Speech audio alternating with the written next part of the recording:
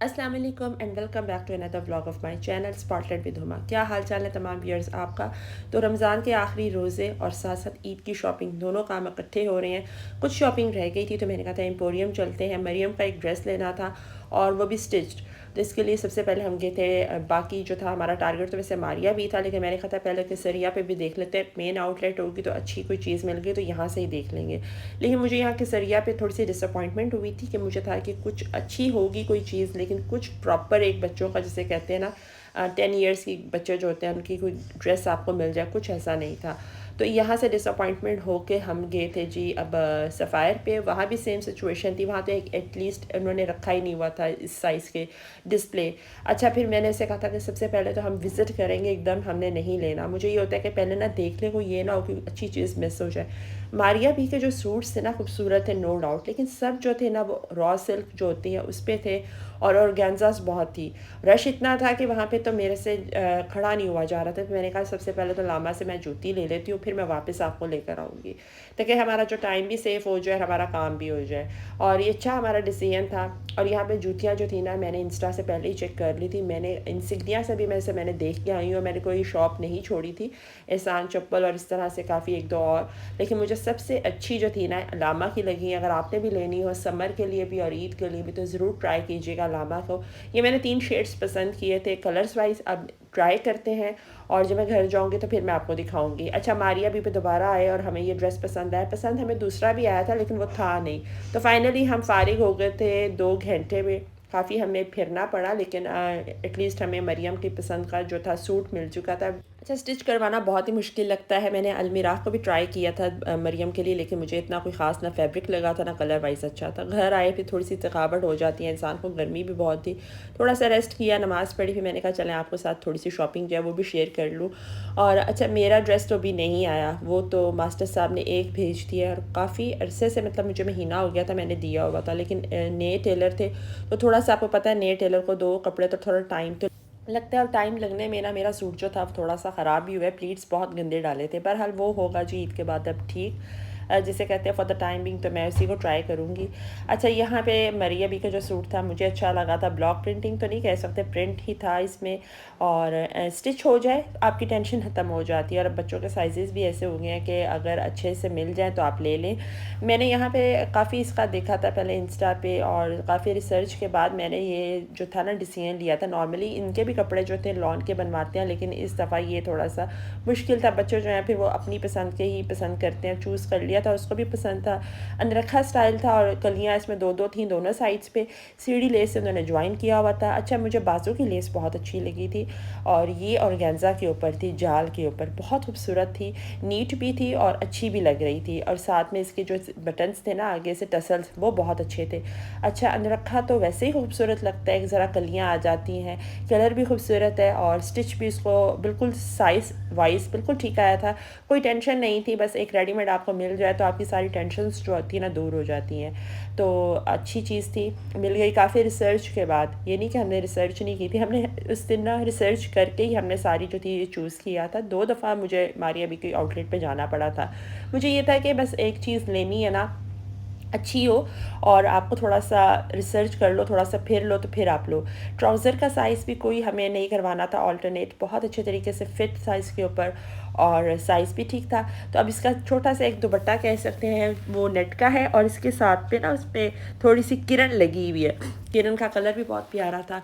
तो ये जो हो गया मरियम का ड्रेस तैयार और इसके अलावा मरियम के बाकी 2 ड्रेसेस रेडी हैं और वो आपको ईद के दिन दिखाऊंगी जब वो पहनेगी। बहुत खूबसूरत ड्रेसेस हैं वो।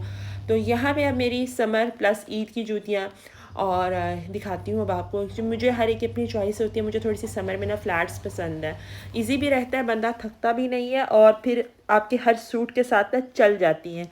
कलर भी ऐसा मैंने लिया था कैमल कलर ना, और ये हैं भी मेडिकेटेड। अच्छा, फ़र्स्ट टाइम मैंने लामा से लिए हैं, अब देखें कैसा रिज़ल्ट आता है, वे भी शेयर करूँगी। प्राइसेस भी मुनासिब भी नहीं कह सकते, थोड़ी सी ज़्यादा ही थी, 6,000 का पर पेयर आया था। अच्छा, ये है कि मैंने ना कल ट्राई किया था एक और शॉप, वहाँ भी मैंने जब देखा था तो उसकी मुझे प्राइसेस इतनी ज़्यादा लगी ना। उस शॉप का कोई नाम था तो कहते थे टर्किश जूतियाँ ये वहाँ से आती हैं बाहर से। फिर मुझे लगा कि चलो लामा की जूतियाँ या लामा के कपड़े अच्छे होते हैं तो इनको ट्राई करना चाहिए। ऐसा कलर मुझे अभी कहीं से मिल नहीं रहा था। अच्छा, नेक्स्ट आपको दिखाती हूँ, ये मुझे ग्रीन कलर बहुत पसंद था। तो जैसे कहते हैं कि ये समर के सूट्स के साथ ना बहुत खूबसूरत लगेगा, स्पेशली आप जब वाइट शलवार वाइट ट्राउज़र्स पहनते हैं जैसे। तो गर्मियों में ना ऐसी चीज़ें बहुत अच्छी लगती हैं जो थोड़ी सी कन्वीनियंट हो, ईजी हो। और गर्मी भी आपको पता है 6 मंथ्स रहेगी और इतनी बुरी होगी बस। तो इस तरीके से ना एक तैयारी मैंने इसीलिए पहले कर ली थी कि बार बार आना जाना ना पड़े मुझे। और बाकी तो फ्लैट्स घर में और हैं। अच्छा, एक और कलर जो मैंने ईद के लिए लिया था ना, वो थोड़ा सा मैंने सीक्वेंस में लिया था कि थोड़ा सा ना फैंसी भी हो जाए और ख़ूबसूरत भी लगे। और पर्ल्स में है, पर्ल्स वैसे ही मुझे बहुत पसंद है। तो ये देखें जी, बहुत खूबसूरत जूती है, हर सूट के साथ जाएगी। अच्छा, नीचे नेट थी पूरी की पूरी और उसके ऊपर मोती थे 2 कलर्स के, बेज और क्रीम कलर के। तो मे बी आपको इतना क्लियर ना नज़र आए, लेकिन खूबसूरत जूती है और बहुत प्यारी लगेगी। तो बस ये मेरी छोटी सी तैयारी थी। सूट्स मैंने आपको अपने बता दिए हैं। एक ख़राब हो चुका है जो कि ईद के बाद दोबारा से ठीक होगा, और जो एक है वो ब्लॉक प्रिंटिंग में, वो मैंने एग्जीबिशन से लिया था। उस पर सारी ब्लॉक प्रिंटिंग हुई हुई है और उसके साथ मैंने ना खूबसूरत सी शनायर की शलवार ले ली थी और ब्लॉक प्रिंटिंग का दुपट्टा। तो ये जी होगी ईद की तैयारियां। साथ साथ अब आपको दिखाती हूँ बैंगल्स। बैंगल्स हमने ले लिए थे पहले ही और इसी लास्ट अशरा में हम जाते हैं, जैसे मैंने आपको पहले भी लास्ट ईयर शेयर किया था। तो बस इतनी शॉपिंग जो थी वो क्वाइट इनफ थी। ज्वेलरी वगैरह का ऐसा पहले से होती है। तो ये सब की चूड़ियाँ इसमें हाली मेरी नहीं है और ख़ूबसूरत तरीन चूड़ियाँ। इस लिबर्टी की ना खूबसूरत तरीन शॉप है, यहाँ पे तो आपको बहुत वैरायटी मिलेगी। तो ये चूड़ियाँ ये इंशाल्लाह ईद पे अब जाएंगी। एक छोटी बहन की है और एक मेरा सेट है और एक मेरा का। तो बाकी बच्चियों की तो उनके घर में हम जब गए थे तो उन्होंने ले ली थी। अच्छा, फिर रोज़ा खोल के इफ्तारी करने के बाद हमारा प्लान था कि आज बहन को हमने ईद देनी थी और काफ़ी दिनों के बाद हम इसके घर जा रहे थे। फिर ईद का आपको होता है स्पेशली जब बेटियों के घर जाएं तो फ्योनियाँ तो मस्ट होती हैं ना। अच्छा, वो बकेट ले ली थी तो मेरा दिल था कि घर के लिए भी ना इस तरह से बकेट के अलावा ले लेते हैं। बहरहाल अभी ये प्लान तो हमने किया था कैंसिल और बिल बन रहा था तो मैंने कहा चलें अब हम पहुंचे हैं घर। अच्छा, बाहर बन रही थी सड़क। सड़क जब बनी है ना तो लुक जो थे ना अंदर घर तक आई है। तो उसने फिर मिट्टी के तेल में थोड़ा सा पानी डाल के ना सारा गेट और ये सारा साफ़ करवाया।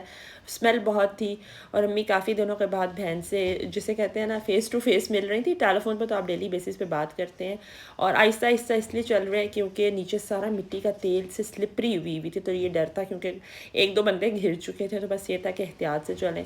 अब बच्चे काफ़ी एक्साइटेड थे क्योंकि उनको पता था उनको आज ईदी मिलनी है। और ये भी एक कशमकश है कि कल रोज़ा जो है हमारा लास्ट है। जैसे आप सबको पता था कि एक र्यूमर सी चल रही है कि मे बी कल लास्ट रोज़ा हो, लेकिन अभी थोड़ी देर पहले ख़बर आई है कि जी सऊदीया में रोज़ा अनाउंस हो चुका है। तो अब यही बहस है कि देखें हमारा रोज़ा 30 बनते हैं कि 29। अब हम इसी एक उसमें रहेंगे कि हमारे 30 रोज़े हैं कि 29 रोज़े हैं। बहरहाल ये एक होता है ना गेम चेंज प्रोग्राम, कभी भी चेंज हो सकता है। तो मेहंदी का भी डिसाइड कर लिया था हमने कि हमने मेहंदी कहाँ से लगवानी है। बच्चियों के लिए मैंने बुकिंग करवा ली थी और बस अब ईद की ईदी देनी है तो सबको इकट्ठा किया जा रहा है। तो सबसे पहले जो अम्मी ने स्टार्ट, जितनी एक्साइटमेंट बच्चों को होती है ना, लेकिन बच्चों के साथ साथ बड़ों का भी बहुत एक्साइटमेंट होती है। तो ये एक ख़ास मौका होता है आपको अपने प्यारों के साथ ना प्यार शेयर करने का। तो अम्मी ने सबसे पहले तो स्टाफ को बुला कर उनको ईदी दी थी और वो अम्मी के साथ बहुत अच्छे तरीके से ना पेश आती हैं और अम्मी की बड़ी मोहब्बत और करती हैं। तो बस अब वो आ गई थी और अपनी अपनी ईदियाँ लेके चली गई हैं। अब बात आई थी जी बहन मेरे ब्रदर इन लॉ की। अब बस उन्होंने ईदी ली और फिर अब बहन की बारी आएगी और सब एक्साइटेड थे कि जी अल्लाह ताला सबको सलामत रखें। ये खुशियाँ, ये प्यारे प्यारे पल अल्लाह सब के लिए सलामत रखे। अच्छा, अब बच्चे जो थे वो थोड़ा सा हो रहे थे कि हमारी ईदी इंक्रीज़ नहीं होती, सेम टू सेम हमारी ईदी जो है ना वो रहती है और वो इसी में रहते हैं। साथ साथ थोड़ा सा मरियम का तो नाराज़ सा हो गया था चेहरा और कि जी ईदी हमारी बढ़ाएं थोड़ी सी। बहरहाल अब चाय का टाइम आया और चाय में हमने मना किया था कि कुछ ख़ास सर्विंग मत रखना। आपको पता है रोज़ा खोलने के बाद किस में इतनी होती है भूख। और चाय की टोट थी और साथ में बच्चों के लिए जी जलाल सन्स का चॉकलेट फज केक आया था और बहुत खुश थे बच्चे।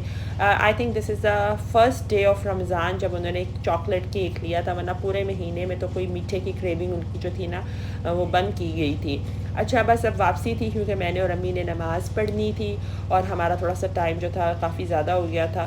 तो बस अब एहतियात के साथ अम्मी को जो गाड़ी में बैठाया जा रहा है। बस आज के ब्लॉग में इतना ही। होप सो आपको मेरी आज की वीडियो भी अच्छी लगी होगी। अगर आप मेरे चैनल पे नए हैं तो मेरे चैनल को लाइक और सब्सक्राइब कर दें। मिलती हूँ दोबारा कल किसी नई वीडियो में। अंटिल देन अल्लाह हाफिज़।